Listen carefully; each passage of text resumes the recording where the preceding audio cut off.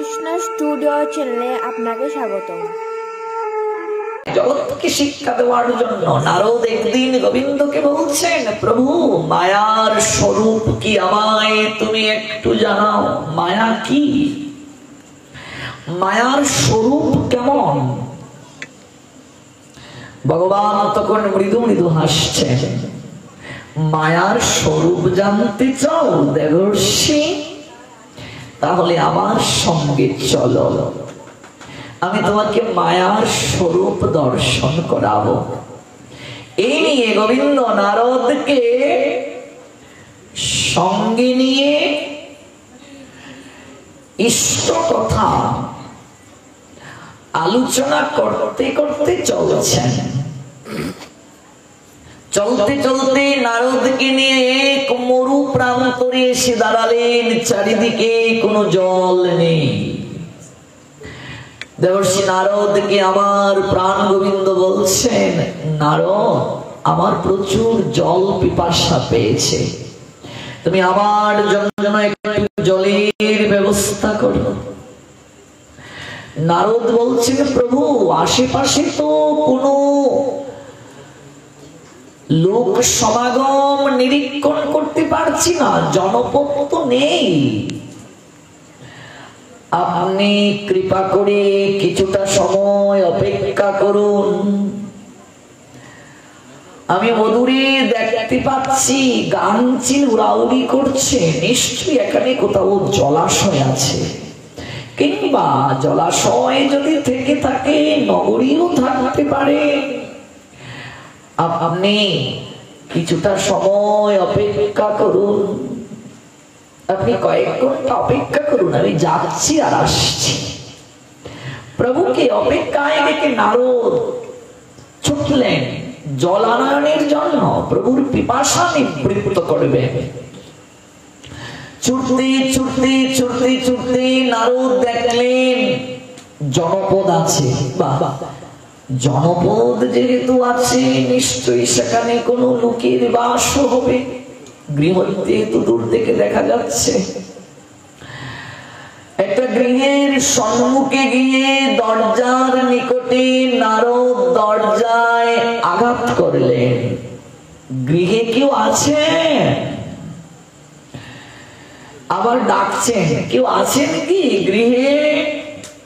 তৃতীয়বার ডাকার পরে অপূর্ব সুন্দরী রমণী এসে দরজা খুলে স্মিত হেসে দাঁড়ালেন। অপূর্ব সুন্দরী, টানা টানা চোখ, কাজল রেখার মতো ভ্রুযুগল, সুকণ্ঠী, শুচিস্মিতা। শুচিস্মিতা কাকে বলে? যে নারীর হাসি সুন্দর তাকে বলে শুচিস্মিতা। সুকণ্ঠী, যার কণ্ঠ অনেক সুন্দর, অপূর্ব সুন্দরী, মৃদুমন্দ হাস্যলাস্য বদনে মায়াবী চাহনিতে নারদকে বলছেন, আপনার কি সেবা করতে পারি মহাশয়?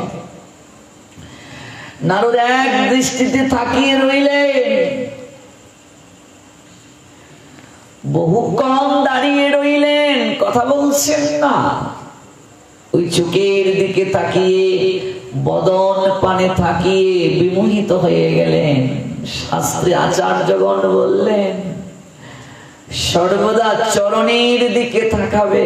রাস্তা দিয়ে যাচ্ছ, সর্বদা চরণের দিকে তাকিয়ে হাঁটবে, তাহলে হুচট যেমন খাবে না, তেমনি কুচিন্তা কুভাবনায় গ্রাস করবে না।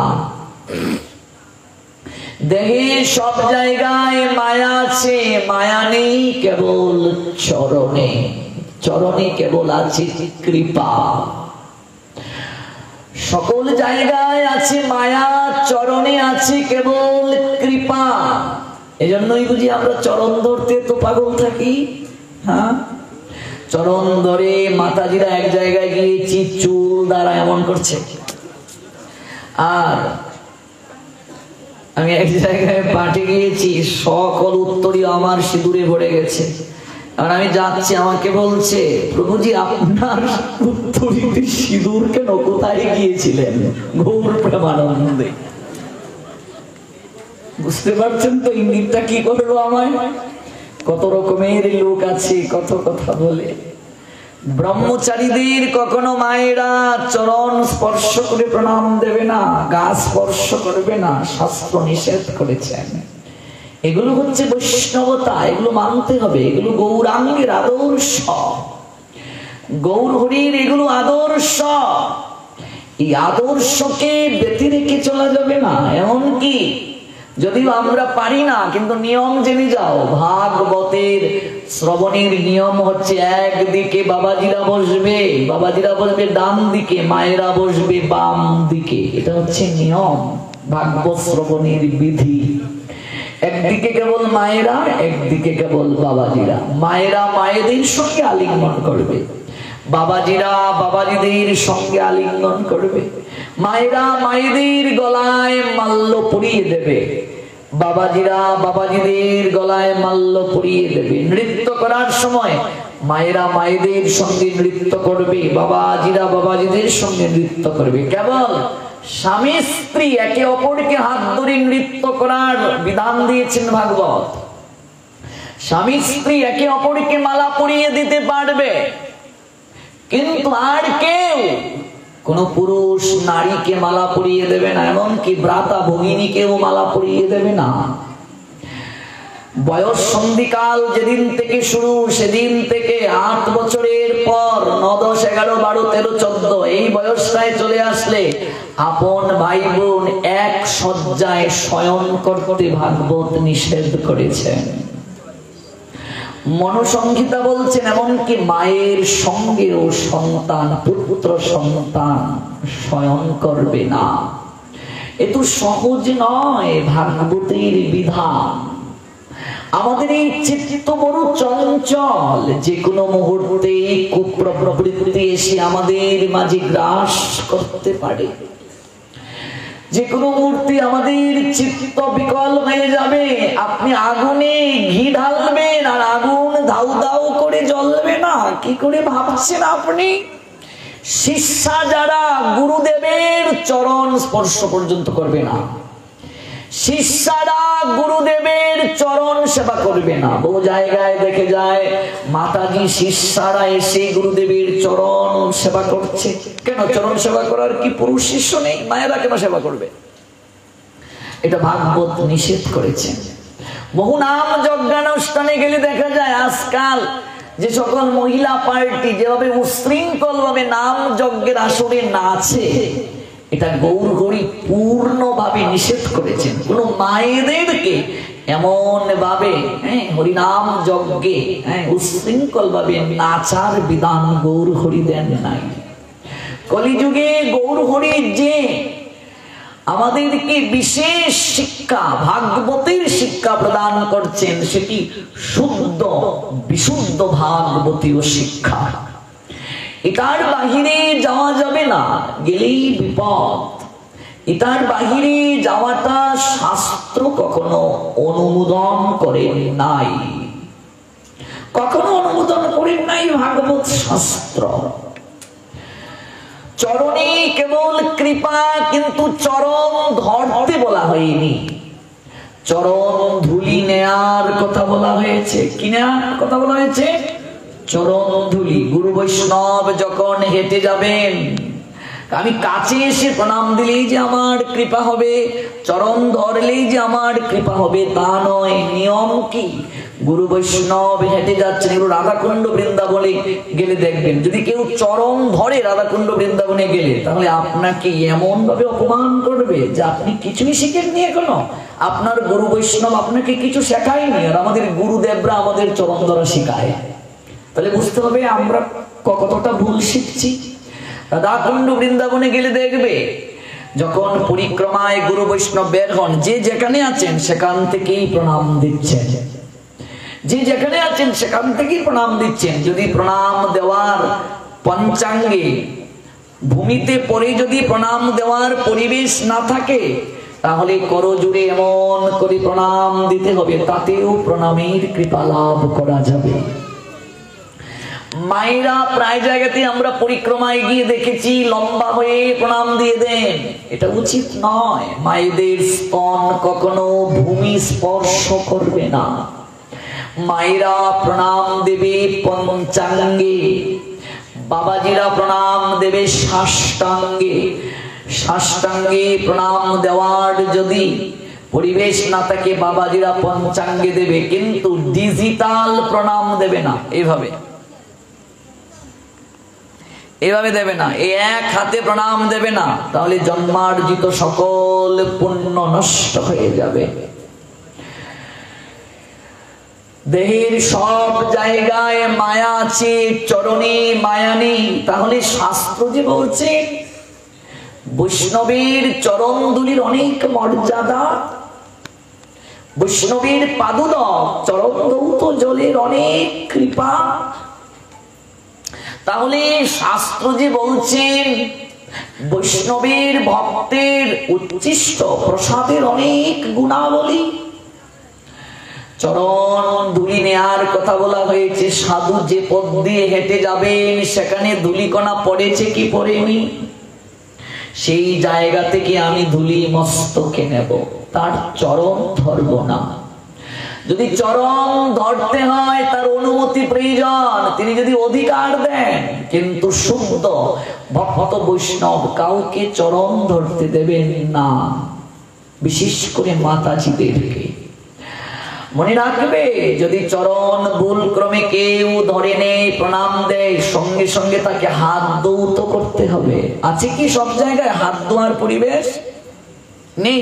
তাহলে আমি যে করলাম চরণ দৌত করার যে জল, সেটার মহিমা আছে শাস্ত্রে, কিন্তু মনে রাখবে শুদ্ধ ভক্ত বৈষ্ণবের চরণ দৌত জলের মহিমা আছে শাস্ত্রে, কিন্তু যথার্থ শুদ্ধ বৈষ্ণব কখনো কাউকে চরণ ধুইতে দেবেন না। শাস্ত্র বলেছে মহিমার কথা, পুরাণ আদি বলছেন, কিন্তু তার সকল পুণ্য কর্ম নষ্ট হয়ে যাবে। এই যে বিধান, এগুলো আমাদেরকে ধীরে ধীরে আগে জানতে হবে। এগুলো হচ্ছে ভক্তির প্রাথমিক বিষয়, এই বিষয়গুলো হচ্ছে ভক্তির প্রাথমিক বিষয়। কিন্তু আমাদের সমাজে যদি বৌমা প্রণাম দেয়, শ্বশুর শাশুড়ি বলবে দেখেছো কত বেয়াদব, চরণ ধরেনি। আমরা মনে করি চরণ যদি না ধরে তাহলে প্রণামই হয় না, কারণ আমরা জানি না, এতদিন আমরা এগুলো বুঝতে পারিনি, উপলব্ধি করতে পারিনি। এই জন্য আমাদের এই বিষয়গুলোকে অত্যন্ত গুরুত্ব সহকারে দেখতে হবে, অত্যন্ত গুরুত্ব সহকারে দেখতে হবে এই বিষয়গুলোকে। ঘুম থেকে উঠে গুরু বৈষ্ণব যে গৃহে অবস্থান করবেন, গৃহকর্তা গৃহকর্ত্রী সন্তান আদি সবার উচিত ঘুম থেকে উঠে এসে গুরু বৈষ্ণবকে প্রণাম দেয়া। এটা দায়িত্ব, এটা কর্তব্য। গুরু বৈষ্ণব যে গৃহে থাকবেন, সেবা মানে শুধু আহার করানো নয়। সেবা মানে আমার অর্থ আছে, আমি অর্থ দিয়ে রেখে দিলাম, আপনার যা খুশি তা খাবে। আমি এক জায়গায় পাঠে গিয়েছি, আমি নাম বলবো না, ঘর ভরে রেখে দিয়েছে খাবারে, ফল মূলে, পিঠা পুলি থেকে শুরু করে অভাব নেই, আপনার যখন খুশি আপনি খাবেন। গৃহকর্ত্রীকে 3 দিনের মাঝে একদিনও দেখা গেল না। 3 দিন পরে উনি এসে দেখবেন ফলমূল যেভাবে আছে সেভাবেই, পিঠা পুলি যেভাবে আছে সেভাবেই। ওই প্রভু আপনি একদিনও খেলেন না, ব্যাপার কি? আমি বলছি কি করে খাবো, কে দেবে? দেবে কে? বলছি কে দেবে মানে আপনি খাবেন না, নিয়ে খাবেন না? আমি বলছি দেওয়ার কেউ নেই তাই খাইনি। গৌর প্রেমানন্দে। অহংকার দ্বারা সেবা হয় না। অহংকার দ্বারা যদি সেবা হতো, দান হতো, আমি দান করলাম আর মানুষের কাছে কাছে গিয়ে বলে বেড়ালাম আমি এই দিয়েছি সেই দিয়েছি, এই করেছি সেই করেছি, যদি তাই হতো তাহলে বলি মহারাজ এত দান করলেন, তার সুতলে কেন যেতে হলো? গৌর প্রেমানন্দে। আমি এত এত এত এত আমি কাজ করলাম, তাহলে আমার সুতলে কেন যেতে হলো? সপ্ত পাতালের মাঝে একটা হচ্ছে সুতল, সুতলে কেন যেতে হলো? দান 3 প্রকার, সাত্বিক, রাজসিক, তামসিক। তামসিক দান কি? রাজসিক দান কি? রাজসিক দান হচ্ছে দম্ভ করে যদি কেউ দান করে, অহংকারীর বশবর্তী হয়ে যদি কেউ দান করে, দান করার মাঝে থাকতে হবে বিনয়, কাঙ্গালিপনা ভাব। আচ্ছা বলুন, সাধুকে যে আমরা বস্ত্র দেই, তার কি বস্ত্রের অভাব? অভাব গো মা? এই পথে যে একবার এসেছে ভগবানের পথে, তার কি খাওয়ার অভাব? আমার তো মনে হয় আমি যদি 6 মাসও কাকদ্বীপে থাকি, আমার খাওয়ার অভাব হবে না? না হবে? আমার তো মনে হয় হবে না। আমাকে মানিকবাবু বলতেছেন, আপনি এই 3 মাসের তো বেশি থাকতে পারবেন না।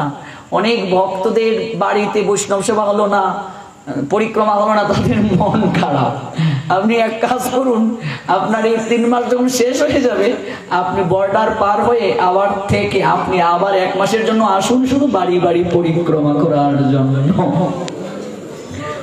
এই যে ভালোবাসা, এই যে আন্তরিকতা আপনাদের কাছ থেকে পেয়েই তো তিনি বলেছেন, সাধু যেখানে থাকবে তার খাওয়ার অভাব, তার কোনো কিছুর অভাব নাকি? হ্যাঁ, যে ভগবানকে ভালোবাসে। আচ্ছা বলুন, রাজার রাজা সম্রাট, তার উপরে যিনি সকল সম্রাটকে যিনি পরিচালনা করেন, বিশ্ব ব্রহ্মাণ্ডের যে মালিক, আর এই মালিকের যে সেবা করবে, তার কোনো কিছুর অভাব হয়?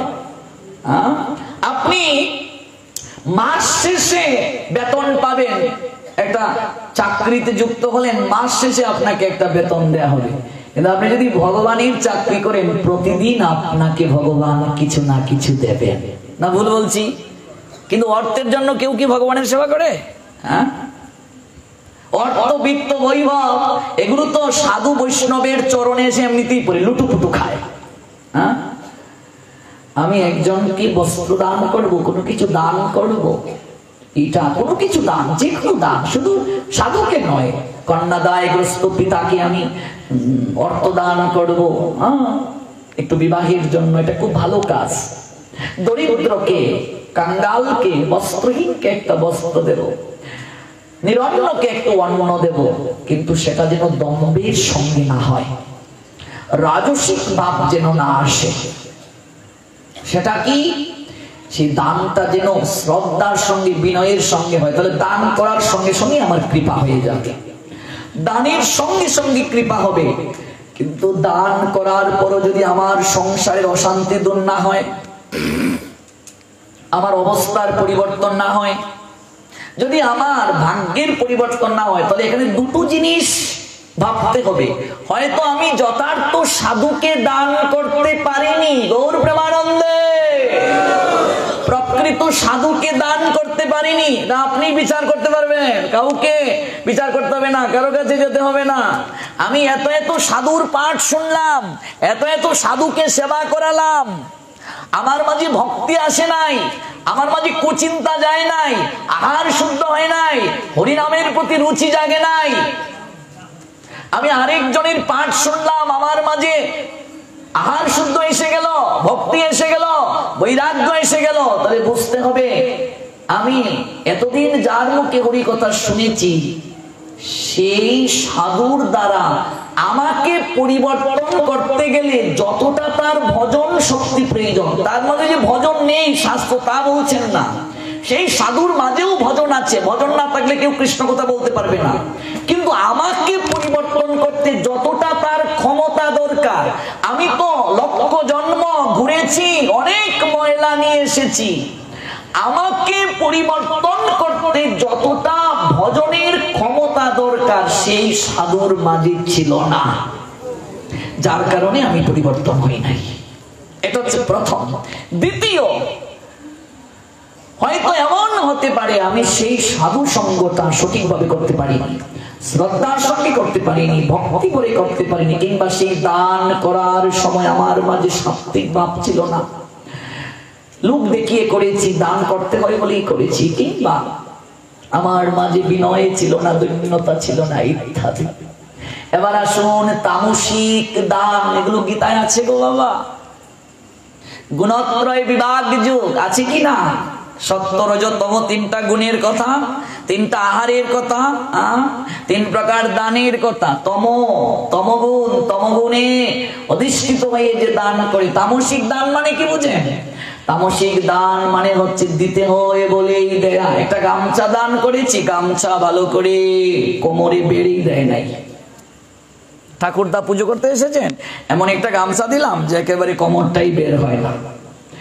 আমি দুর্গাপূজা লক্ষ টাকা দিয়ে করেছি। আমি যখন গেলাম বাজার করতে, গিয়ে বললাম একটা পুজোর জন্য শাড়ি দেন, একটা পুজোর জন্য ধুতি দেন। লক্ষ টাকা খরচ করে প্যান্ডেল করতে পারলাম, আর এমন একটা ধুতি আনলাম, এই ধুতি ঠাকুরদা পরিধান করতে গেলে ধুতির ভিতরে ঠাকুরদাকে একটা কিছু পড়তে হবে, নতুবা ধুতির বাহিরে একটা গামছা পেঁচিয়ে থাকতে হবে, নতুবা ঠাকুরদা সেটা আর পড়তে পারবেন না। গৌর প্রেমানন্দে। এটা হচ্ছে তামসিক দান। গীতার ভাষায় তামসিক দানে দিতে হয় বলেই দেয়া। প্রমাণ আছে কট উপনিষদ, 108টা উপনিষদের মাঝে। সেখানে নচিকেতার বাবা একটা যজ্ঞ করেছেন। উপনিষদটার নাম কি? কট উপনিষদ। নচিকেতার বাবা একটা যজ্ঞ করেছেন। যজ্ঞের নিয়ম হচ্ছে শ্রেষ্ঠ বস্তুকে দান করতে হবে। এবার নচিকেতার বাবা সবচেয়ে বৃদ্ধা গাভী, যে গাভীগুলোর বাচ্চা কোনোদিন আর হবে না, যে গাভীগুলো দুগ্ধ দেয় না, বাছুর আছে, এগুলো দান করছেন। এবার নচিকেতা গিয়ে বলছেন, ও বাবা, তুমি এগুলো কি দান করছো? এই গাভীগুলোর তো আর কোনোদিন বাচ্চা হবে না, রুগ্ন বৃদ্ধা, এগুলো কি দান করছো তুমি? যজ্ঞের নিয়ম শ্রেষ্ঠ বস্তু দান করা। যদি শ্রেষ্ঠ বস্তু দান করতে হয়, আমি তো শুনেছি সব জায়গায় তুমি বলো এই জগতে তোমার সবচেয়ে শ্রেষ্ঠ, তোমার সবচেয়ে প্রিয় যদি কেউ থাকে তা হলাম আমি। তাহলে যদি দান করতে হয় তাহলে আমাকেই তোমার দান করা উচিত। কঠোপনিষদটা পড়ে দেখবেন। বিরক্ত হয়ে নচিকেতার বাবা বললেন, যা, আমি তোকে যমের কাছে দান করলাম। বিরক্ত হয়ে এরপরে জমালয়ে গিয়ে অনেক লীলা আছে, সেখানে ধর্মরাজ যম নচিকেতাকে পরীক্ষা করতে চাইলেন। তিনি পরীক্ষায় উত্তীর্ণ হলেন, সেখান থেকে তিনি আত্মতত্ত্বের জ্ঞান প্রাপ্ত হলেন। সেই কট উপনিষদের ওই জ্ঞানটা গীতার 2য় অধ্যায়ে যুক্ত করা হলো। এই জন্য দেখবেন সর্ব উপনিষদ গাবদুগ্ধা গোপালনন্দন পার্থবৎস সুধীর মুক্তা দুগ্ধম গীতামৃতম মহৎ। তামসিক দান হচ্ছে এমন, ভগবানের মন্দিরে প্রণাম করতে গেলাম, এবার ভগবানকে প্রণাম দিয়ে দান বাক্সে সবচেয়ে সেরা ব্ল্যাক টিপ মারা টাকাটা দিয়ে দিলাম। এরকম হয়। এই যে ভাগবত পাঠে আপনারা পাঠ শেষে দক্ষিণা দেন, আপনারা একটু ভাববেন না আবার যে এই টাকা নিয়ে মনে হয় রাহুল কৃষ্ণ দাসের স্ত্রী পুত্র কন্যা আছে অনেকেই, তারা মনে হয় খায় এই টাকা দিয়ে। এটা ভাববেন না কিন্তু আবার, যে অনেকের মাঝে এরকম হয়তো ভাবনা কাজ করতে পারে, আমাদের বউ বাচ্চা কেউ নেই, আমাদের সংসার নেই, যে আমরা এই টাকা নিয়ে আমরা সংসার প্রতিপালন করব। এই যে আমাদের সঙ্গে এত এত ভক্তরা থাকে, অনেক ভক্ত আছে যারা সারা জীবনের জন্য আমাদের কাছে চলে এসেছে। একটা মাথা বুঝবার তো ঠাই প্রয়োজন। এই কাকদ্বীপে এত এত জায়গা পড়ে আছে, কেউ যদি মন্দিরের জায়গা দিয়ে আমাদের মন্দির করিয়ে দিত তাহলে আমরা কাকদ্বীপেই থেকে যেতাম। আমাদের তো আজ পর্যন্ত একটা থাকারই জায়গা হলো না, তাহলে আমরা থাকবো কোথায়? আমরা একটা ভক্ত নিবাস করতেছি বাংলাদেশে, যেখানে আনকমপ্লিট। কে দেবে টাকা? গ্রন্থ বের করার টাকা কে দেবে বলুন? অথচ মানুষের মাঝে এমন ধারণা কাজ করে, মনে হয় অনেক বাংলাদেশ থেকে এসে ব্যবসা করছে। বিষয়টা এমন নয়। সাধুচরণে অপরাধ করবেন না। এই যে ভিসা করে আসতে হয়, গত বছর ভিসা করে আমরা এসেছি, 600 টাকা ছিল এই রোড ট্যাক্স, এবছর হলো 1160 টাকা। প্রত্যেকের অ্যাকাউন্টে 30,000 করে থাকতে হবে, $150 নিয়ে আসতে হবে। ভাবুন কত টাকা একটা ভিসার জন্য খরচ যায় বাংলাদেশ থেকে। আর আপনাদের ইন্ডিয়াতে নাকি ঘরে বসে ভিসা দিয়ে যায়।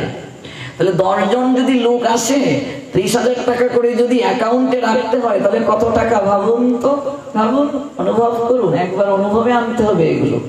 আজ পর্যন্ত কেউ বলতে পারবে কোন জায়গায় আমি বলেছি এত টাকা না দিলে আমি কোথাও পাঠ করতে যাব না? কেউ বলতে পারবে? তাহলে সাধু আর ব্যবসায়ীর মধ্যে পার্থক্য রইল কোথায়? সাধুকে তো মানুষ এমনিতেই দেবে, সে জীবন যৌবন সমাজের জন্য বিসর্জন দিল।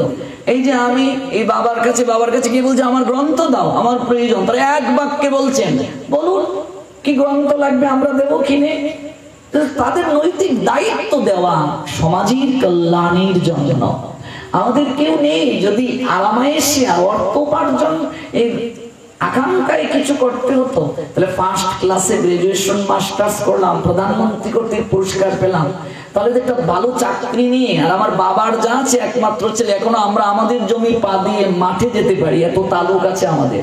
তাহলে আজকে সকল কিছু ছেড়ে আজকে এই বাড়ি কালকে ওই বাড়ি কেন ঘুরে ফেরাচ্ছি বলো?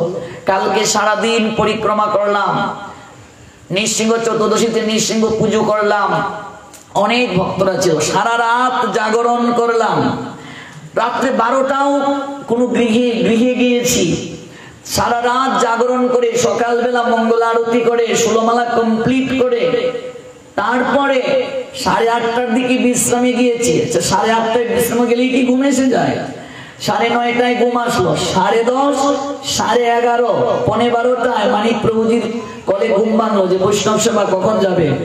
এই 2 থেকে 2.5 ঘন্টা ঘুমিয়েছিলাম। গৌর প্রেমানন্দে। আমরা কেবল বাহিরের চাকচিক্যতা দেখি, কিন্তু সাধুদের জীবন, তারা যে আমাদের জন্য কত কষ্ট করেন আমরা কি এগুলো একটু ভাবি? পান থেকে চুন কষলে আমরা তাদের সমালোচনা শুরু করে দিই, কিন্তু কখনো কি ভাবি তারা আমাদের জন্য কি করেন? তারা তাদের শরীরের চাহিদা পর্যন্ত আমাদের জন্য বিসর্জন দেন, তারা তাদের জীবনের আনন্দ, এই অনিত্য আনন্দ ফুর্তি সকল কিছু আমাদের জন্য বিসর্জন দেন, সকল কিছু দেন আমাদের জন্য। আমাদের উচিত তাদেরকে সহায়তা করা, আমাদের উচিত গৌর হরির প্রচারকে অগ্রগতির পথে নিয়ে যাওয়া, আমাদের উচিত মহাপ্রভুর ভাবধারাকে জগতে প্রকাশ করা। একজনের সামর্থ্য আছে, সে অনেক টাকা দেবে ভগবানের প্রচারের জন্য, যার সামর্থ্য নেই তার গৃহে কি যাওয়া উচিত না? অবশ্যই যাওয়া উচিত। দেখুন, কেউ আমাকে নিমন্ত্রণ করে আমি কারো গৃহে যাই কিনা, বা কোনোদিন কাউকে বলি কিনা আমাকে অর্থ দিন, আমি যাব নইলে যাব না। আজ পর্যন্ত যত জায়গায় ভাগবত পাঠ করেছি আমি তো অর্থ দেখিনি আমাকে কে কি দিয়েছে।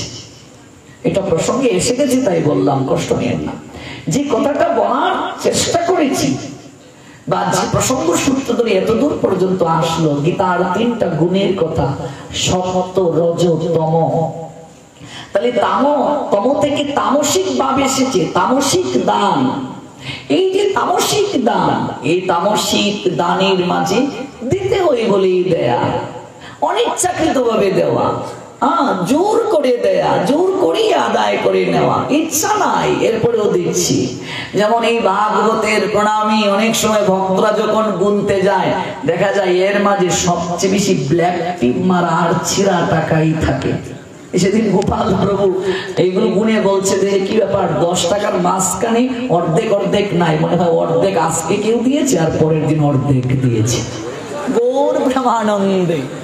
এই হলো তামসিক দান, যে দানের দ্বারা দাতা নিম্ন গতি প্রাপ্ত হয়। রাজসিক দানে মানুষ যে জায়গায় আছে সেই জায়গাতেই থাকে, তার অবস্থার কোনো উন্নতি হয় না। রাজসিক দানে দাতা যে জায়গায় আছে সে জায়গাতেই থাকবে। সাত্ত্বিক দানে দাতার অবস্থার উন্নতি হয়ে যাবে। দেবর্ষি নারদ বৃষভানু রাজাকে এই কথাগুলো বলেছিলেন। বৃষভানু রাজাকে রাধারানীর বাবা, রাধারানীর বাবা বৃষভানু রাজাকে এই তত্ত্বগুলো বলেছিলেন। এগুলো পাবেন পুরাণে। পুরাণে যখন ভাগবত মহিমা পড়বেন, পদ্ম পুরাণ, স্কন্দ পুরাণ, সেখানে ভাগবতের যে মহিমা, এই মহিমাগুলো যখন পড়বেন তখন সেখানে দেখবেন এই বিষয়গুলো আছে।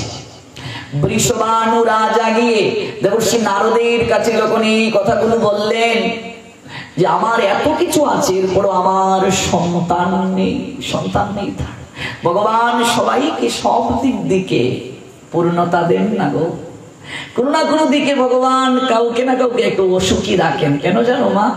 তার কারণ হচ্ছে আমরা একটু কিছু পেয়ে, যে ভগবান আমাদেরকে দিলেন তার কাছ থেকে একটু কিছু পেয়ে আমরা ভগবানকে ভুলে যাই। আর যদি ভগবান আমাদেরকে পূর্ণতা দিয়ে দেন, ভগবান যে কেউ আছে সেটা আমার তো মনে হয় আমরা মানবই না। এই জন্য ভগবান মাঝে মাঝে রোগ ব্যাধি যন্ত্রণা সংসারে অঘটন মহামারী এগুলো দিয়ে আমাদেরকে অবস্থান করান, আমাদের হৃদয়ের ভাবটাকে একটু সচেতন করান। হ্যাঁ, এই যে এত অহংকার করছিস, দেখ আমি একজন আছি, আমি একজন আছি।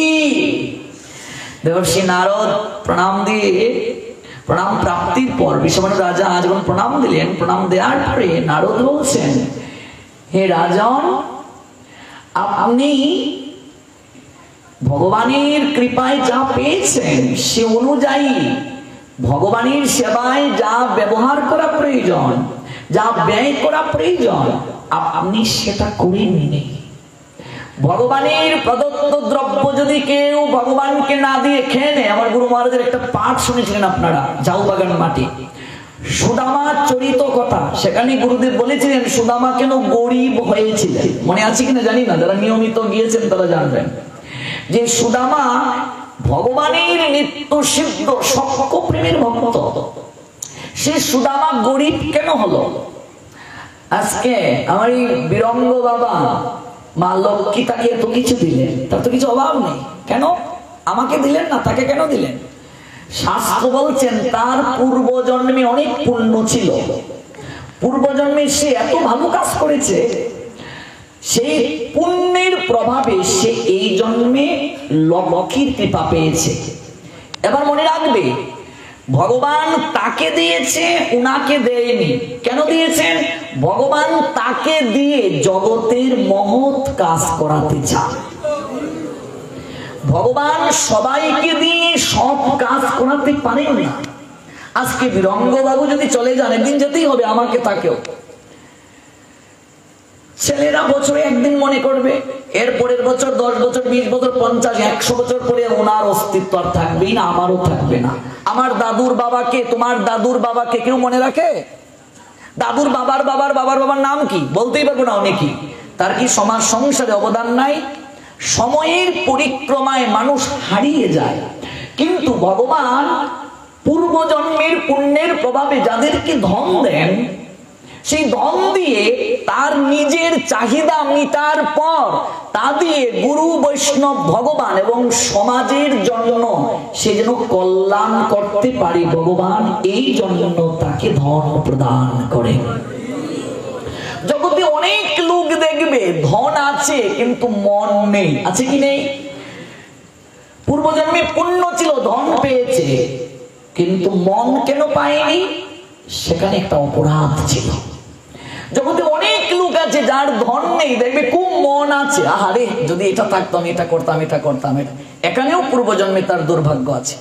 আবার জগতে যে সকল ব্যক্তির ধনও আছে মনও আছে, শাস্ত্র বলছেন তারা পূর্বজন্মে যেমন পুণ্য অর্জন করেছে, সঙ্গে সঙ্গে গুরু বৈষ্ণবের আশীর্বাদও নিয়ে এসেছে। তাই গৌর সীতানাথ প্রেমানন্দে হরি বল, জয় জয় শ্রী রাধে। পূর্বজন্মে তারা আশীর্বাদও নিয়ে এসেছে। ধন এবং মন উভয় ক্ষেত্রে যাদের আছে, তাদের পূর্বজন্মের বহু বহু বহু বহু স্বীকৃতি আছে, বহু পুণ্য আছে। 3 জায়গায় অর্থ ব্যয় করলে অর্থ কোনোদিন কমে না, ভাগবত বলছেন আমাদেরকে। দেবর্ষি নারদ এই কথাগুলো বলছেন বৃষভানু রাজাকে, বৃষভানু রাজা সংবাদে আপনি পাবেন। কোন কোন জায়গায় ভগবানের জন্য অর্থ যদি কেউ ব্যয় করে কোনোদিন কমে না। মনে রাখবে, ভগবানের জন্য অর্থ ব্যয় করতে কৃপণতা করবে না। আমি মার্বেল পাথর দিয়ে আমার বাড়ি বানালাম, আমার রুমে এসি, সব কিছু সকল কিছু, কিন্তু আমার ভগবানকে যদি আমি সিঁড়ির নিচে রেখে দেই, সিঁড়ির উপরে এক কোণে রেখে দেই, একজন লোক বসতে পারে না, আমি এত বড় বিল্ডিং যার কৃপায় পেলাম, তাকে রাখার যদি আমার ঘরে জায়গা না থাকে, এর থেকে দুর্ভাগ্য আর কি হতে পারে বলুন? আমার থেকেও শ্রেষ্ঠ পরিবেশ, শ্রেষ্ঠ চাকচিক্য এনভায়রনমেন্ট ক্রিয়েট করতে হবে ভগবানের জন্য। আমি যেখানে থাকি তার থেকে শ্রেষ্ঠ সুযোগ সুবিধাটা ভগবানের ঘরে থাকতে হবে। এরই নাম প্রীতি। তাহলে তুমি আরো পাবে, কোনোদিন তোমার অর্থ কমবে না। নতুবা ভগবান বলবেন, ওরে আমার প্রদত্ত সম্পদ তুই ব্যয় করছিস, আর আমাকে দিতে গিয়ে তোর এত কৃপণতা, হৃদয়ে তোর এত কৃপণ ভাব। তাহলে এই জন্মে ভগবান দিয়েছেন, ভগবান যেমন দিতে জানেন নিতেও জানেন। দ্বিতীয় জায়গা, জন্মদাতা পিতা, জন্মদাত্রী মা, এই দুজনের সেবায় যারা অর্থ ব্যয় করে, সেই অর্থ কোনোদিন কমবে না, কোনোদিন কমবে না। আমার গুরুদেব বলেন, পিতামাতার সেবা করতে লড়াই হওয়া দরকার সন্তানদের মাঝে, কে বেশি সেবা করবে। অথচ উল্টো, আমরা যদি 4 ভাই থাকি, আমাদের মাঝে দেখা যাচ্ছে এই নিয়ে ঝগড়া হয় যে আমি একা কেন করব, মা তো সবার, বাবা তো সবার, ওনারাও করুক, আমরা কেন করব। আমার এই 14 বছরের জীবনে আমি কত জায়গায় পাঠে গিয়েছি রে মা, আর কত অভিজ্ঞতা আমার অর্জন হয়েছে। আমার আলোচক জীবনই তো 14 বছর, আমি ছোটবেলা থেকেই গৌরহরির কৃপায় পাঠ করি। আমি এক জায়গায় দেখেছি মা বড় ছেলের করে 1 মাস খাচ্ছে, মেজো ছেলের করে 1 মাস, সেজো ছেলের করে 1 মাস গিয়ে আরো 4 দিন বেশি হয়ে গেছে। এবার সেজো বৌমা আমার কাছে যে দুঃখ প্রকাশ করছে, শাশুড়ি মুখ ফুলিয়ে রাখছে, মা আপনার না ছোট ছেলের করে খাওয়ার কথা, 4 দিন পার হয়ে গেছে, এখানে কোন মুখে আপনি এসে বসলেন? বলো, ভাবো, অনুভব করো, হ্যাঁ অনুভব করো। এরকম কুলাঙ্গার সন্তান থাকার থেকে না থাকা ভালো। মা বাবার সেবা করতে যদি আমার মাঝে বিচার হয়, আজকে যাকে তুমি পতি ভেবে এসেছো, সেই পতি তোমার শাশুড়ির পেট থেকে বের হয়েছে, ভিতরে সব খেয়ে বের হয়েছে। মাতৃ স্তনের দুধের যে ঋণ, 1 ফোঁটা ঋণ, দুধের ঋণ, সারা জীবন যদি মাকে আমি মাথায় করে বিশ্ব ঘুরি, 1 ফোঁটা স্তনের দুধের ঋণ শোধ করা সম্ভব নয়। কতটুকু সেবা করি আমি তার, যতদিন থাকবে আমার সামর্থ্য যা আছে, আমার মা বাবা রাজা রাজ রানীর মতো সংসারে খেয়ে যাবে। এটাই সন্তানের উচিত হৃদয়ে মাঝে অঙ্গীকার করা। যদি এমন করতে পারো, তুমিও যেদিন শাশুড়ি হবে, তুমিও যেদিন শ্বশুর হবে, তোমার বৌমাও এসে তোমার সঙ্গে এরকম ভালো ব্যবহার করবে। আর তুমি যদি না করো, তোমার জন্য তদ্রূপ ব্যবহার থাকবে। প্রত্যেকটা ক্রিয়ার পাশাপাশি বিপরীত প্রতিক্রিয়া আছে। এই জন্মে না হোক, কোন এক জন্মে তোমাকে যন্ত্রণা পেতে হবে। তার প্রকৃষ্ট ছোটবেলা দেখবেন, যদি 2 ভাই শেষ হয়ে যায়, এই ভাইরা ঝগড়া করে, মা তোর মা, বল না সঠিক বলেছি? ছোটবেলা বলছে আমার মা, আমার মা, আর মা যখন সংসারে খাটতে পারে না, তোর মা, তোর মা। ডাক্তার বাবু ডেকে স্বামীকে বলছে, আপনি কি চান, গাছ চান না ফল চান? কথাটা বুঝতে পেরেছেন তো? সিজার প্রয়োজন, এমন সমস্যা যে কোনো একজনকে বাঁচানো যাবে, পরিষদ খুব খারাপ, আপনি কি চান? স্বামী বলে উঠেছে, গাছ যদি থাকে, ভগবান কৃপা করলে একদিন না একদিন ফল হবে। তার মানে বাচ্চাটাকে মেরে ফেলতে হবে। কথাটা মায়ের কানে গেছে, একদম বাস্তব ঘটনাটা। আপনি সই দিন, স্বামীকে বলেছে, যদি কিছু হয় রিস্ক।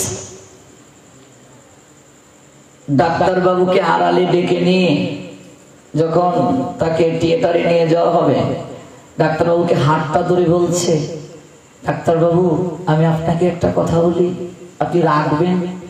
আমি আপনার বোন হয়ে আপনার হাতটা ধরেছি, বোন রাখবেন কিনা? ডাক্তারবাবু আমি সব শুনেছি, ডাক্তারবাবু আমি মরে যাই, কিন্তু আমার সন্তানটা যেন জগতের আলো দেখে। আপনি আমায় কথা দিন, আমি মরে যাই কিন্তু আমার সন্তানটা যেন জগতের আলো দেখে। এই হলো মা, যে জগতের সকল দুঃখ কষ্ট যন্ত্রণাকে হৃদয়ের মাঝে লালন করে হাসতে হাসতে সন্তানের জন্য জীবন পর্যন্ত ত্যাগ করতে পারে। আজকে এই সমাজ পিতামাতার সম্মান থেকে অনেক দূরে আমরা তরুণ প্রজন্ম চলে গিয়েছি, যার কারণে দেখবে বৃদ্ধাশ্রমে, আমার একটা বৃদ্ধাশ্রমে যাওয়ার সুযোগ হয়েছিল। বৃদ্ধাশ্রমে গিয়ে আমি আমার নয়নের জল ধরে রাখতে পারিনি। এমন সন্তান গর্ভে ধারণ করলাম আমি, সেই সন্তান আমাকে আমার সাজানো সংসার থেকে গাড় ধাক্কা দিয়ে বের করে বৃদ্ধাশ্রমে পাঠিয়ে দেয়। এমন সন্তান আমি গর্ভে ধারণ করলাম।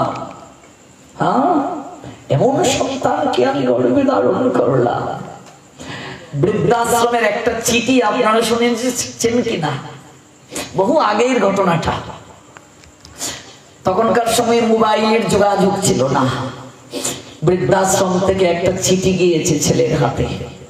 বৃদ্ধাশ্রমের চিঠি, এই বাস্তব ঘটনা অবলম্বনে পরে একটা নাটক তৈরি হয়েছে। আমরা যারা অনলাইনে বেশি ঘাটাঘাটি করি আমরা এগুলো দেখি।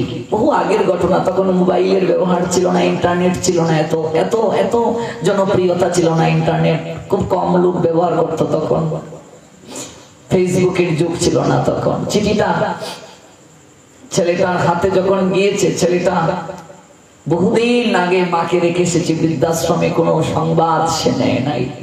চিঠিটা পড়ে ছেলেটা একটা দীর্ঘ নিঃশ্বাস ফেললো। স্ত্রী বলছে, কি গো, কি হয়েছে, কার চিঠি? বলছে, মা, বৃদ্ধাশ্রম থেকে একটা চিঠি এসেছে, মার একটা ইচ্ছা। বলছে, কি ইচ্ছা? বলছে, একটা ফ্যান যেন আমি নিয়ে যাই। কি নিয়ে যাই? ফ্যান। একটা ফ্যান যেন নিয়ে যাই, পাখা যেন নিয়ে যাই। ছেলেটা পরদিন একটা ফ্যান কিনে কাল অনেক সময়, বহু দিন পরে বৃদ্ধাশ্রমে মায়ের সঙ্গে দেখা করতে গেল। মাকে গিয়ে বলছে, মা, এতদিন তুমি কিছু চাইলে না, এত বছর পর তুমি চিঠিতে এই বৃদ্ধাশ্রম কর্তৃপক্ষ আমার ঠিকানায় পাঠালো, তুমি এত কিছু না চেয়ে তুমি একটা ফ্যান কেন চাইলে? মা, একটা পাখা কেন চাইলে, বৈদ্যুতিক পাখা? মা জানেন কি বলে উঠলেন? মা বলে উঠলেন, খোকা, তোর মনে আছে তুই কিন্তু গরম সহ্য করতে পারতি না, আমি সর্বদা তোকে বাতাস করতাম, তুই ঘুমাতে পারতি না গরমের জন্য।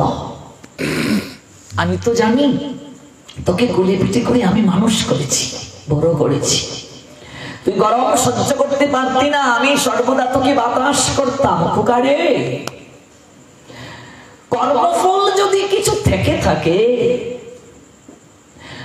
ভগবান যদি একজন থেকে থাকে, আমি শুনেছি এই বৃদ্ধাশ্রমে আসার পরে অনেক সাধু সজ্জন এসে আমাদের ভগবানের কথা শোনাতেন, আমি সেখানে শুনেছি। যদি কারো নয়নের জল কেউ ঝরায়, তার জন্য নয়নের জল ঝরানোর পরিবেশ থাকে। তাই ফ্যানটা বাবা আমার এই বৃদ্ধাশ্রমের রুমে আমি লাগিয়ে যাচ্ছি। আমি হয়তো আর বেশি দিন বাঁচবো না, তোর তো একটা সন্তান আছে, তোর সন্তান যদি কোনোদিন তোকে বৃদ্ধাশ্রমের এই রুমটাতে রেখে যায়, তুই তো বাবা গরমে কষ্ট পাস, ফ্যান ছাড়া থাকতে পারিস না। তাই আমি মরার আগে তোর সুখ বিধানের জন্য ফ্যানটা টাঙ্গিয়ে রেখে যেতে চাচ্ছি। এই হলো মা। দেখেছো মা কাকে বলে? ঝরঝর করে ছেলেটার চোখ বেয়ে জল ঝরলো। মায়ের চরণ দুটি জড়িয়ে ধরে বলছে, মা, তুমি আমার গৃহে চলো। মা, আমি এতদিন যে ভুল করেছি, তুমি আমার গৃহে চলো, আমি তোমায় ছাড়া আর যাবো না, তুমি আমায় ক্ষমা করে দাও। মা, তুমি আমার সঙ্গে আমার গৃহে চলো। দেখো, তত্ত্ব কথা মানুষের হৃদয়কে কি করে পরিবর্তন করে দিতে পারে। আজকাল ভাগবতে আমরা আমাদের সন্তান দিগকে নিয়ে আসি না, আমরা সন্তান ডাক্তার হোক, মা বাবা চাই, হোক না, মা বাবার তো স্বপ্ন হওয়াটা স্বাভাবিক। আমার সন্তান ইঞ্জিনিয়ার হোক, কলেজের প্রিন্সিপাল হোক, উচ্চপদস্থ চাকরিজীবী ব্যবসায়ী হোক, খুব ভালো। ও মা বাবা কজন আছো, এটাও ভাবো আমার সন্তানটা মানুষ হোক। যদি উচ্চ শিক্ষা লাভ করলেই সন্তান মানুষ হতো, তার নৈতিক চরিত্র হতো, তাহলে এই বাংলা বলো, আমাদের বাংলা বলো, এই দুই বাংলায় যত বৃদ্ধাশ্রম আছে, এই বৃদ্ধাশ্রম গুলো পরিক্রমা করে সাংবাদিক একটা রিপোর্ট বের করেছিল। সেই রিপোর্টে প্রকাশ পেয়েছিল, আমরা দেখেছি অনলাইনে, সবচেয়ে উচ্চ পদস্থ চাকরিজীবী হাই এডুকেটেড বাপ মারা বৃদ্ধাশ্রমে থাকে। এই পশ্চিমবঙ্গ বলো আর আমাদের পূর্ববঙ্গ বলো, সবচেয়ে উচ্চ পদস্থ চাকরিজীবী যারা, যাদের বাপ মা উচ্চ পদস্থ চাকরিজীবী বানিয়েছে সন্তানদেরকে, সেই সন্তানরা বাপ মাকে বৃদ্ধাশ্রমে দিয়ে গেছে। অবা সন্তানকে এত পড়াশোনা করালে, ভালো চাকরি নেওয়ালে, তোমার স্থান বৃদ্ধাশ্রমে কেন হলো? কখনো কি ভেবেছ? আমি এই সংবাদটা দেখে বারবার চিন্তা করেছি, কেন এমন হলো, কেন এমন হলো? এর উত্তর দিয়েছেন আমাদের ভক্তি বিনোদ ঠাকুর, প্রভুপাদ ভক্তি সিদ্ধান্ত সরস্বতী গোস্বামী ঠাকুরের বাবা। জড়বিদ্যা মায়ার বৈভব জীবকে বানায় এক একটা গর্ধ। এই জড়বিদ্যার সঙ্গে যদি পারমার্থিক বিদ্যাকে কেউ সংযোগ না করে, অর্থাৎ জড় জ্ঞানের সঙ্গে যদি কেউ এই ভক্তি জ্ঞান না দেয়, যদি কেউ ধর্মীয় শিক্ষা না দেয় সন্তানকে, সন্তান কোনোদিন মানুষ হবে না, সন্তানের চরিত্র কোনোদিন ভালো হবে না। আজকাল যে সময় চলছে, আজকাল যে যুগ চলছে, এই ইন্টারনেটে, এই ইউটিউবের যুগে চরিত্র ধরে রাখা চারটিখানি কথা নয়।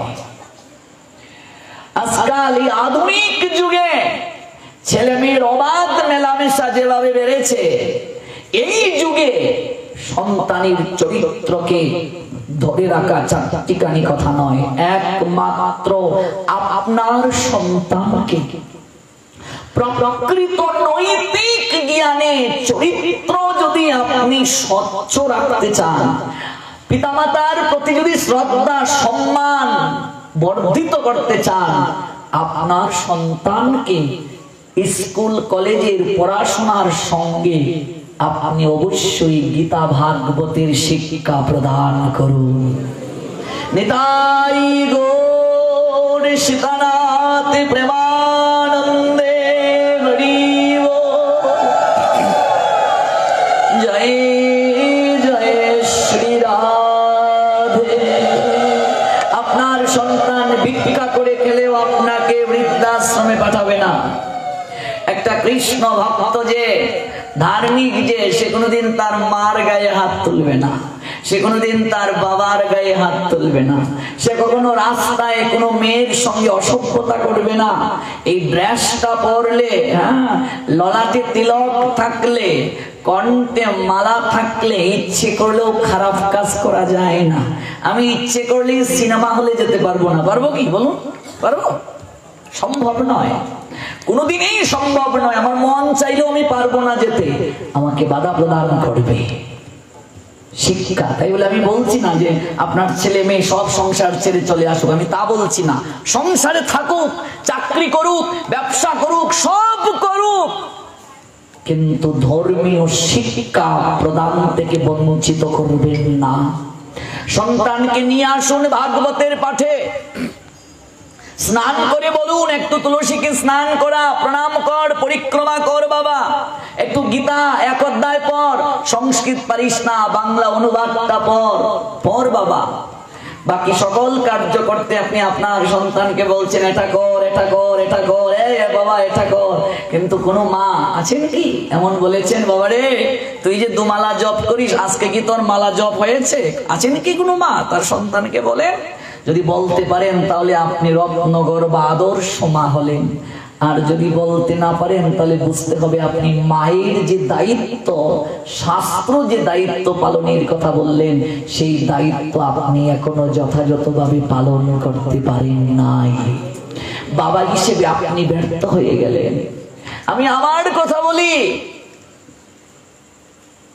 এই ভক্তিপথে আসার আগে ছোটবেলা অনেক সময় মা বাবা ডাকলে কেন ডাকছো এরকম বলতাম, কিন্তু এখন তো ইচ্ছে করে জোর গলায় কথা বের হয় না। আমি যেদিন থেকে জানলাম মাকে প্রণাম দিলে বিশ্ব ব্রহ্মাণ্ডের সব জায়গায় প্রণাম যায়, আমি যখন জানলাম আমার মা স্বর্গ থেকেও বড়, জননী স্বর্গাদপি গড়িয়সী, আমি যেদিন জানলাম আমার বাবাকে প্রণাম দিলে স্বর্গের দেবতারা প্রণাম পেয়ে যায়, মা স্বর্গ থেকে বড়, বাবা স্বর্গ সম, সেদিন থেকে তো মা বাবার প্রতি শ্রদ্ধাটা আমার আরো বেড়ে গেল, আরো ভক্তিটা বেড়ে গেল। তবে মনে রাখতে হবে সেই মা বাবাকে অবশ্যই ভাগবতের শিক্ষা দিতে হবে।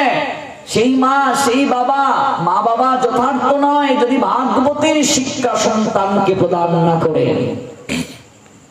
গতকাল যে নৃসিংহ চতুর্দশী গেল, হিরণ্যকশিপু, সেই হিরণ্যকশিপু পিতাকে বধ করলেন ভগবান। কেন? তিনিও তো প্রহ্লাদের বাবা। তার বাবা বললেন তুমি ভক্তি যাজন করবে না, হরিকে ডাকবে না। প্রহ্লাদ কি শুনেছিলেন? বাবাকে বলছেন তোমার সব আদেশ আমি মানবো, জড়জগতের কথা, কিন্তু যা আমার নিজের কর্ম সেখানে তুমি হস্তক্ষেপ করিও না। তোমার প্রতি দায়িত্ব আমি পালন করব, তোমার প্রতি কর্তব্য আমি পালন করব, কিন্তু আমার নিজের যে কর্ম, এই কর্ম সম্পাদনে তুমি বাধা দিতে পারো না। ভগবান শ্রীহরি তিনি আমার জগৎ পিতা, তোমার সঙ্গে আমার সম্পর্ক মৃত্যু পর্যন্ত, তারপর শেষ। তুমি কত জন্মে কত পুত্র পেয়েছো, তুমি কতজনের পুত্র হয়ে এসেছো, মৃত্যুর পরে তোমাকে আমি চিনবো না, তুমিও আমায় চিনবে না। কিন্তু জগৎপতি কৃষ্ণ, আমি তার সন্তান, তার সঙ্গে আমার সম্পর্ক শুধু এই জন্ম নয়, তার সঙ্গে আমার সম্পর্ক জন্ম জন্মান্তরের সম্পর্ক। জীবন দেখবে ধন্য হয়ে যাবে গো। আমাদের জীবন শেষ হয়ে যায়, এরপর আমরা গোবিন্দের আরাধনায় নিজেকে মগ্ন রাখতে পারি না। তাই দেখুন বাবা বিষ্ণু পদকর্তা আক্ষেপ করে বললেন, জীবন হইল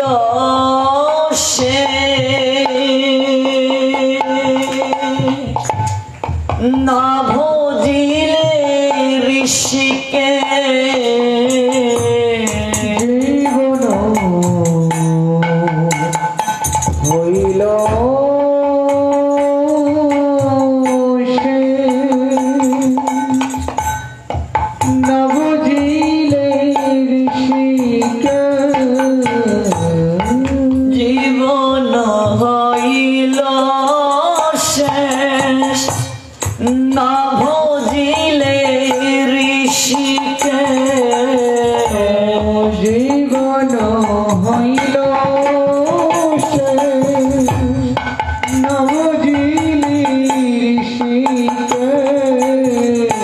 ভক্তি বিনোদ উপদেশ নম রসে মাতো হে,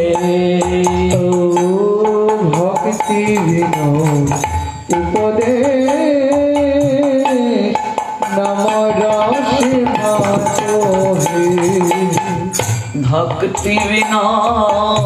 উপদেশ নম রসে মাতো হে, ভক্তি বিনোদ উপদেশ নম রসে মাতো হে। মায়া জলে বদ্ধ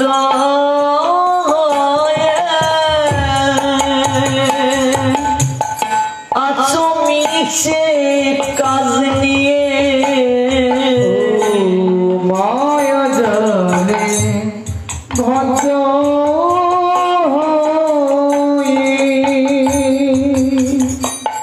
ভোলাব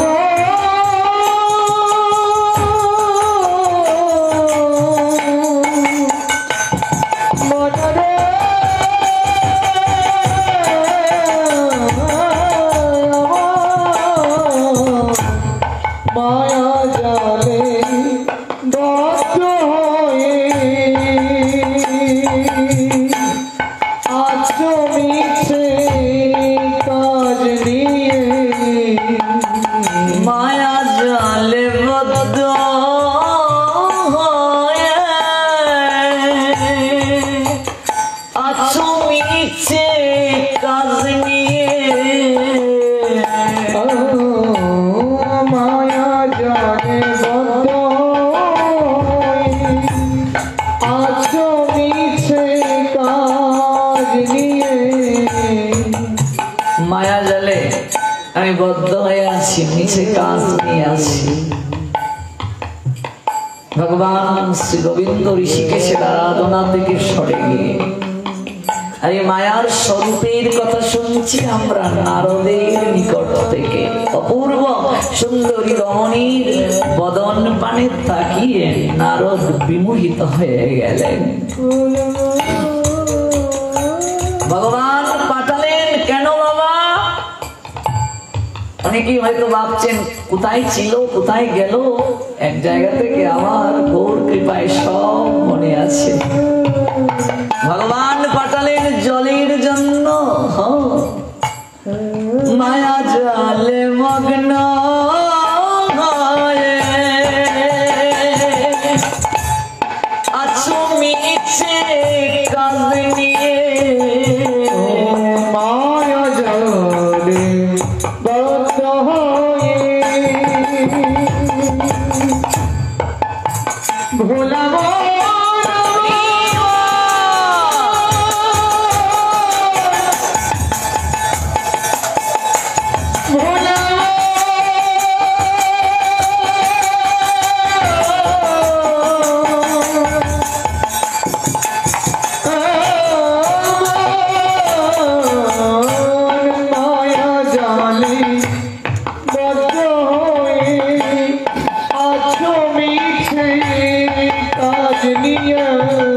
এখনো চেতন পেয়ে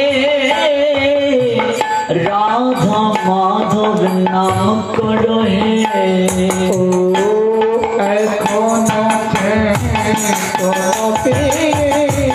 রাধা মাধব নাম করো হে।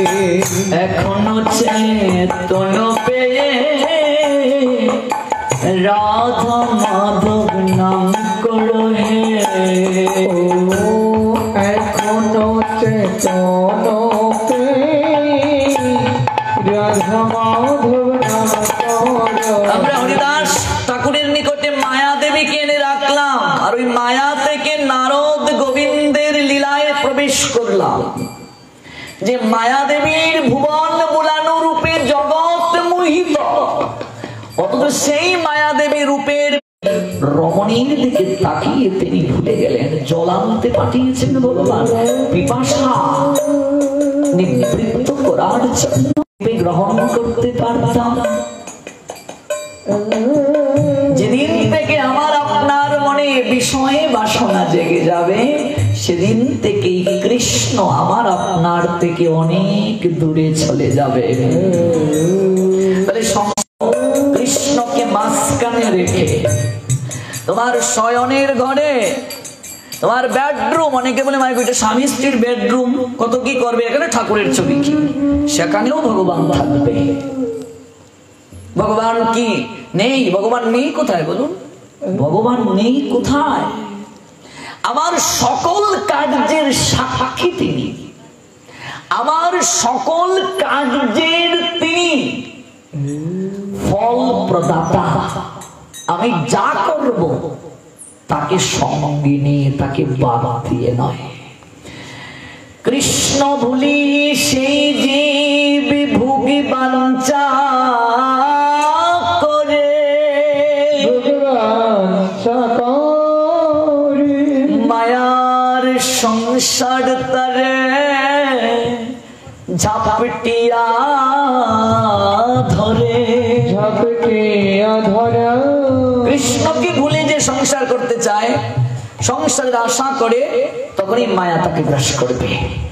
নারদ তখন ভাবলেন, না আমি তো এই গ্রাম থেকে যেতে পারি না, কি করে এই কন্যাকে আমার গ্রহণ করা যায় সেদিকে আমাকে মনোযোগী হতে হবে।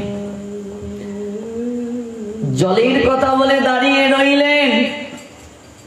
কি হে যুবক, নারদ কিন্তু নারদের বেশ নিয়ে আসেন নাই গো, ছদ্মবেশে এসেছে। কি হে যুবক, কি হেতুতে ডাকলে? বলছে আপনাদের গৃহে কি কোনো গৃহস্থালীর কাজ করার লোকের প্রয়োজন? গৌর প্রেমানন্দে ভগবান পাঠালেন কেন? নারদ এখানে ছদ্মবেশ ধারণ করে এসে কি সংসারে কাজ করার জন্য? কিসের জন্য পাঠালেন? জলের জন্য। ভালো করে জানো, বলছিলাম সুদামা গরিব হয়ে গেলেন কেন? কৃষ্ণ সেবা থেকে যখন আমি নিজের সুখটাকে প্রাধান্য দেব, ভগবানের প্রদত্ত সম্পদ ভগবানকে না দিয়ে যখন আমি খেয়ে নেব, তখনই আমার দুর্দশা হবে। আমি যেমন গরিব হব, তেমনি ধন থাকলেও আমি গরিব হব। কৃষ্ণ ধন বিহীন যে সেই গরিব। কৃষ্ণ প্রেম ধন যার নাই, তার মতো দরিদ্র কেউ নেই। এত চমৎকার ব্যাখ্যার পরও যদি আমাদের হৃদয়ে না লাগে, তাহলে কিছু করার নেই। কৃষ্ণ ধন যার নেই সে দরিদ্র। প্রমাণ কোথায়? কৃষ্ণ ধন বিনা ব্যর্থ দরিদ্র জীবন, দাস করি বেতন করে দেখো প্রেম দান। ওই গুরুগৃহে থাকতে সুদামার গুরুমা তিনি লাড্ডু দিয়েছিলেন, এই সুদামা এটা তোর জন্য আর এটা কৃষ্ণের জন্য। সুদামা কি করলেন? নিজের ভাগেরটা তো খেয়ে নিলেন, ভগবান কৃষ্ণের জন্য যে লাড্ডু দিলেন, ওই লাড্ডুটাও সুদামা খেয়ে নিলেন।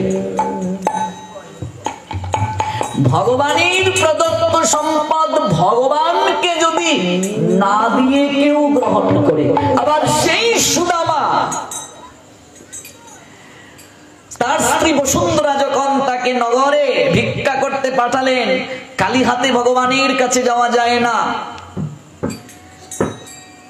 ভাঙ্গা তন্ডুল পেলেন, তা ভেজে নাড়ু করে দিলেন, ওই উত্তরীয়র মাঝে পুতলি বেঁধে।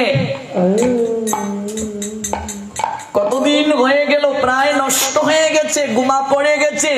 এরপরও সুদামা যখন বললেন, বউ দিদি আমার জন্য কি পাঠিয়েছে? সুদামা, ভগবান বললেন, লজ্জায় বের করছেন না। যখন অর্ধ ভাঙ্গা তন্ডুল, চাল ভাজার মতো, এটা যখন এক মুষ্টি যখন ভগবান গ্রহণ করলেন, এক মুষ্টি, ভালো করে বুঝবেন, লীলা শুনলে হবে না, লীলার তত্ত্ব কি। এক মুষ্টি যখন গ্রহণ করলেন, এক মুষ্টি ভগবানকে দেওয়ার সঙ্গে সঙ্গে ভগবান বিশ্বকর্মাকে দিয়ে সুদামার অট্টালিকা বানিয়ে দিয়ে দিলেন। কি প্রমাণ হলো? ভগবানকে যদি কেউ দেয়, তার ধন কমে না বাড়ে। এই সুদামা গুরু গৃহে ভগবানকে না দিয়ে খেয়েছে, গরিব হয়ে গেলেন। এই জায়গায় দিলেন, অট্টালিকা হলো। দ্বিতীয় গ্রাসে সুদামার স্ত্রী অপূর্ব সুন্দরী হলেন।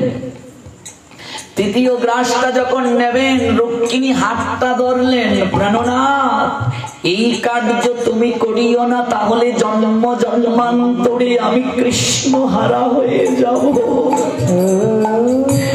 তুমি যে ভক্তকে প্রেম দাও হে গোবিন্দ,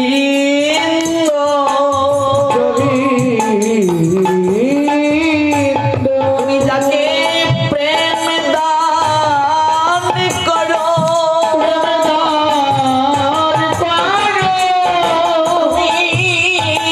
সেই ভক্তের কাছে নিজে বিক্রি হয়ে যাও। নিতাই গো, নিতাই গৌর সীতারাম।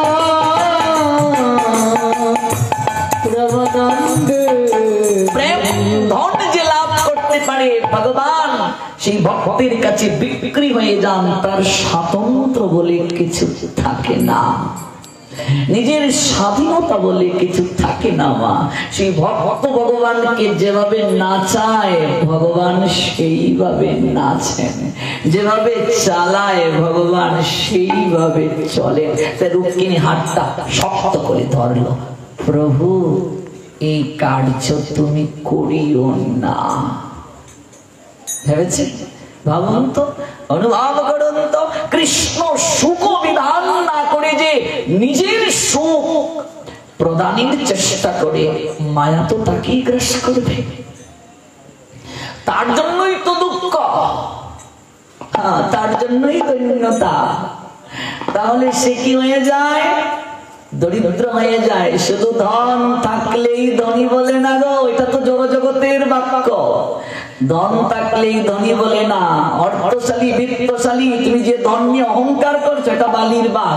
এই ধন তুমি নিয়ে আসনি, নিয়ে যাবেও না। আজকে তোমার ধন আছে, আগামীকালে এই ধন ভগবান চাইলে আরেকজনকে দিয়ে দেবে, তোমার ধনতে আরেকজনকে দিয়ে দেবে। গীতার সারাংশে বলা হয়েছে, তোমার আজ যা আছে কাল সেটা অন্য কারো ছিল, পরশু অন্য কারো হয়ে যাবে। পরিবর্তনই সংসারের নিয়ম।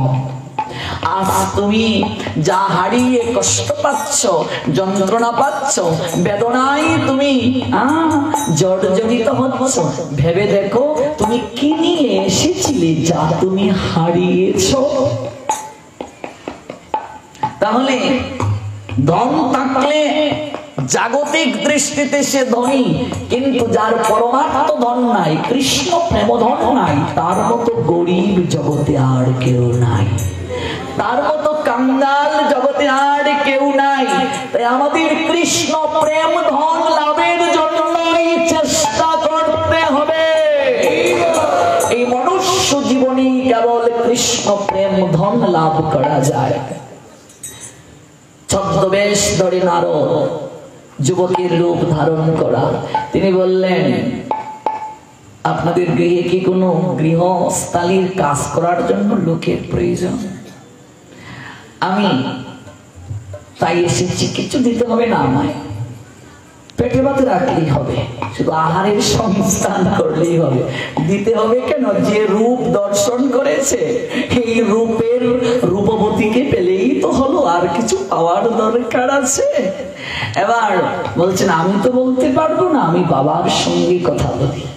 বাবাকে গিয়ে বললেন, বলছেন এইভাবে যেহেতু একজন এসেছে রেখেই দে, আর কি করা যায় বল। এবার সেই গৃহকর্তাকে নানান ভাবে সে সন্তুষ্ট করলো, সেবার দ্বারা বিশ্বস্ততা অর্জন করলো। গৃহকর্তা ভাবলেন, কে তুমি বলো? আমার কেউ নাই, আমি এতিম, জগতে কেউ নাই। আর তাই আপনি আমায়, আপনি আমার বাবা, আপনি আমায় বিদায় করে দেবেন না? এই সে বলছি, এত ভালো, এত চমৎকার কাজ করে, তাহলে যাও, আমি আমার মেয়েটাকে বিয়ে দিয়ে তোমাকে একেবারে আমার গৃহে রেখে দিতে চাই। গৌর প্রেমানন্দে। হ্যাঁ, বুঝেছো মা? এবার মেয়ে বিয়ে হলো, ছেলে হলো, মেয়ে হলো, সংসার হলো। কেটে গেল 12টি বছর। গোবিন্দকে দাঁড় করিয়ে রাখা হয়েছে। কয়েক ঘন্টা অপেক্ষা করো প্রভু, আমি তোমার জন্য জল নিয়ে আসছি। গোবিন্দ মৃদু মৃদু হাসছেন। নারদ, 12 বছরের মাঝে একটি বারও কি তোমার আমার কথা মনে হলো না? সংসার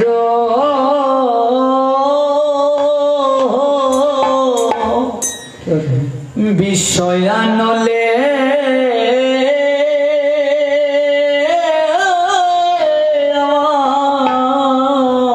আমার দিবানিশিয়া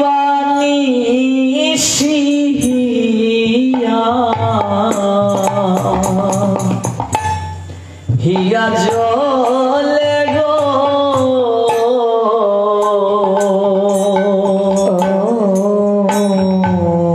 সংসার। গৌর প্রেমানন্দে। বিষণলে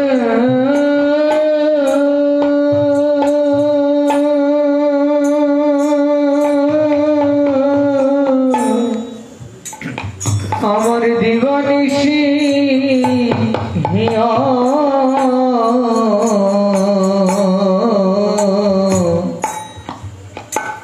হিয়া জলে গো।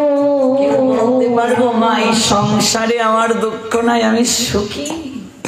হ্যাঁ সংসার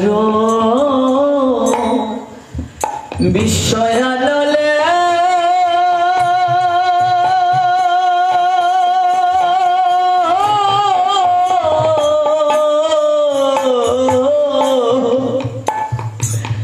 দিবানিশি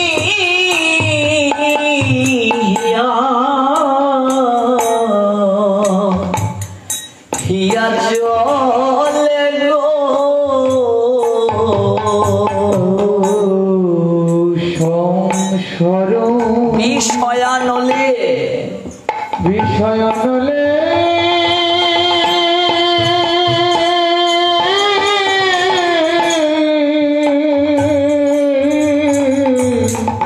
বছরের মাঝে আমার দিবানি একটা দিন তোমার এই প্রভুর কথা মনে পড়লো না তোমার?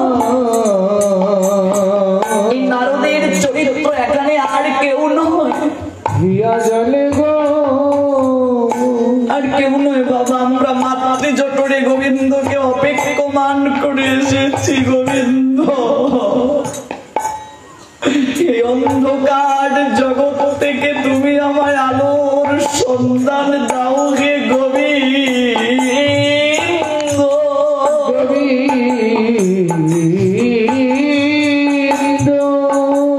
আমি তোমায় ছাড়া আর কাউকে ভজন করব না।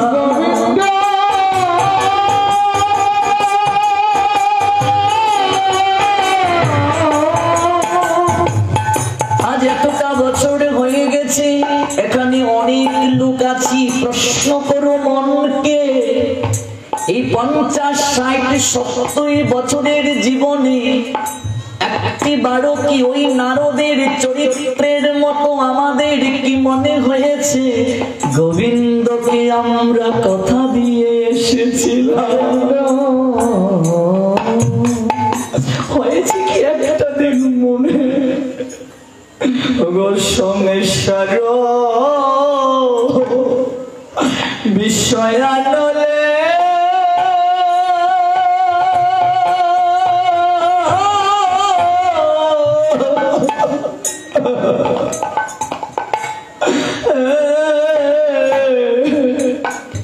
আমার দিবানিশি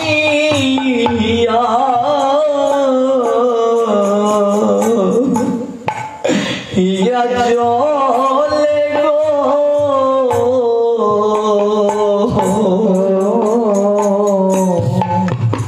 সংসার গৌর প্রেমানন্দে বিষয়ানলে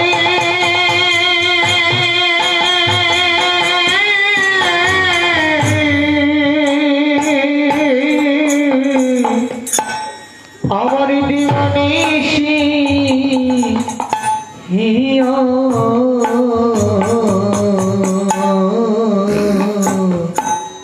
হিয়া জলে গো। যারা একবারে এই তত্ত্ব বুঝতে পেরেছে তাদের বুকটা ফেটে যাবে, নয়নের জল তারা ধরে রাখতে পারবে না। ঠিকই তো গোবিন্দ, কার সংসার, কার বাড়ি, কার স্ত্রী পুত্র কন্যা এগুলো তো নিয়ে আসিনি, নিয়ে যাব না।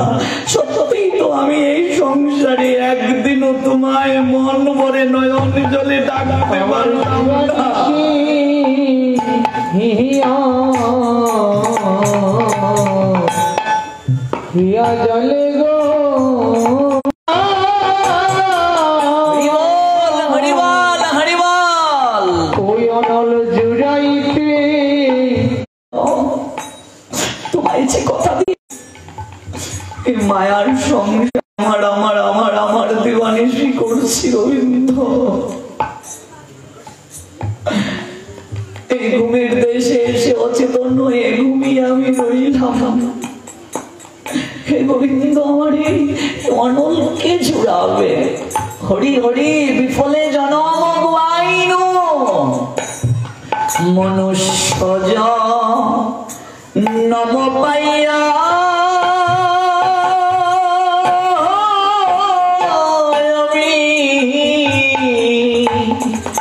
রাধা কৃষ্ণ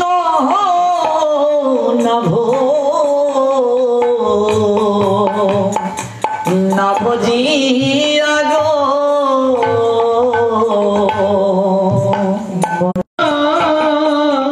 হরি বল হরি বল। আমি রাধা কৃষ্ণ এই মনুষ্য জন্ম পেয়ে আমি রাধা কৃষ্ণ ভজন করতে পারলাম না। জানি আসু নিয়া বিশ্ব খাইনু হে গোবিন্দ জানি আসু নিয়া বিশ্ব খাইনু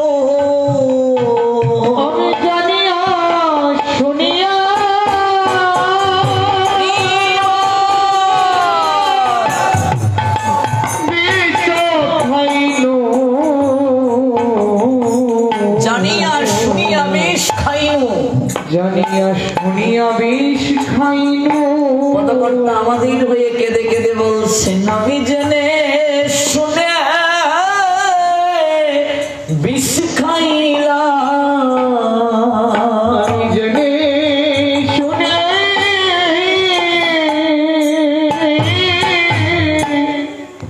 বিষ খাইলাম। আমি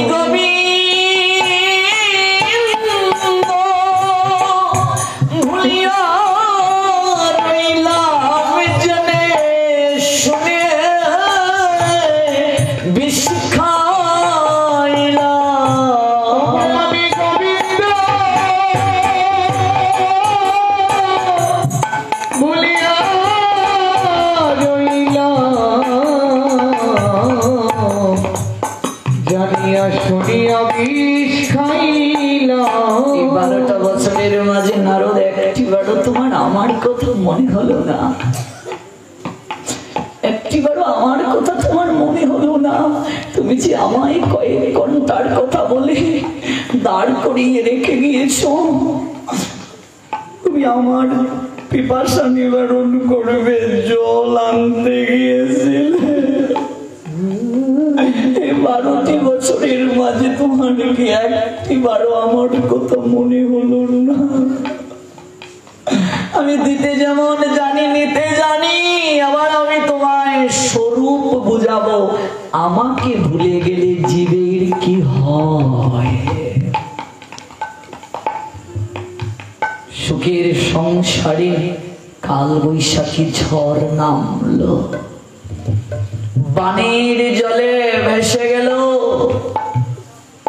নারদ যে ছদ্মবেশ ধারণ করে আজ তিনি সংসার পেতে মায়ায় ডুবলেন, স্ত্রী পুত্র কন্যা সহ ভাসলেন তিনি বানের জলে, কাঁদছেন। সন্তানটা পুত্র সন্তানটা হাত থেকে ছুটে গেল বানের জলে। স্রোতের বিপরীতে সাঁতরিয়ে কতটুকু যাওয়া যায়, কাঁপাতে কাঁপাতে বক বেসে গেল। পুত্র রে, আমার পুত্র গেল। গোবিন্দ হাসছেন, এখনো আমার বলছো? আমার আমার আমার বলো।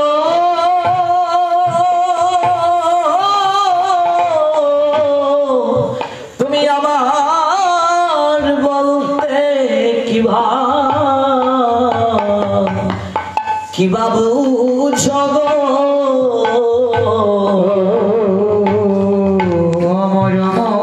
আমার পুত্র আমার কন্যা আমার সংসার,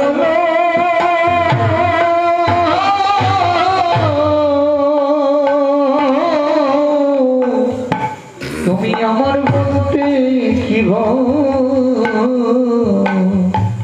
কি বাবু জগ। শাস্ত্র বলছেন যদি আমার কাউকে বলতে হয় তাহলে কেবল আমার গুরুদেব, আমার ভগবান। যদি বলতে হয় বলবে আমার গুরু বৈষ্ণব, আমার ভগবান, আমার গৌরাঙ্গ, আমার রাধারানী, আর কিচ্ছু জগতে আমার নাই। আমার থাকে আমার গুরুদেব, আমার গুরুদেব, আমার গোবিন্দ আছেন, আমার গৌরহরি আছেন, আমার রাধারানী আছেন। জগতে আর আমার বলতে কেউ নেই। পুত্রটা বাণীর চলে ভেসে গেল, কন্যা ভাসল, আরেকটা পুত্র ভাসল, স্ত্রী ভাসল, আমিও যাই। নারদের বক্ষ ভেসে গেল। আমি আর বাঁচতে চাই না, আমি মরতে চাই, আমি মরতে চাই। গোবিন্দ সকল হারিয়ে মনে হলো গোবিন্দের কথা। নারদ চুপটা করলেন, জল নাই, বন্যাও নাই, মরুভূমিতে গোবিন্দের চরণ পাশে নারদ পড়ে আছে। এই কি আমি এখানে? জল, আমার স্ত্রী, আমার দুই পুত্র, আমার কন্যা, আমার সংসার, আমার সাজানো বাগান, ওরা কোথায়? আমি এখানে।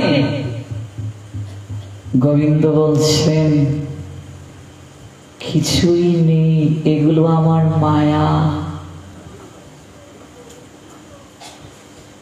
12 বছর কেটে গেল নারদ, এই 12 বছরে তুমি আমার পিপাসা মেটাতে পারলে না। কয়েক ঘন্টার কথা বলে গেলে 12টা বছরে একটিবার আমার জন্য জল পান করানোর কথা তোমার মনে রইল না। এই চরিত্র আমাদের সমাজে আছে। হ্যাঁ, গোবিন্দকে কথা দিয়ে এলাম, অথচ তাকে জল তুলসী না দিয়ে নিজে আগে খেয়ে নেই। মনে থাকে না। ওনারও এই সংসার, এই বাণীর জল, এগুলো সব অনিত্য, অলিক, মরীচিকা। একমাত্র নিত্য শাশ্বত এই চরণ। বাকি সব মায়ার স্বরূপ। দুটো চরণ জড়িয়ে নারদ বলছেন, প্রভু আর নয়, চলো এবার আপন দেশে যাই। নিতাই গো, নিতাই গো, সীতানাথ প্রেমানন্দে,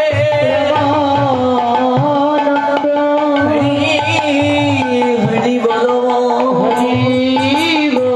চলো প্রভু আপন দেশে যাই।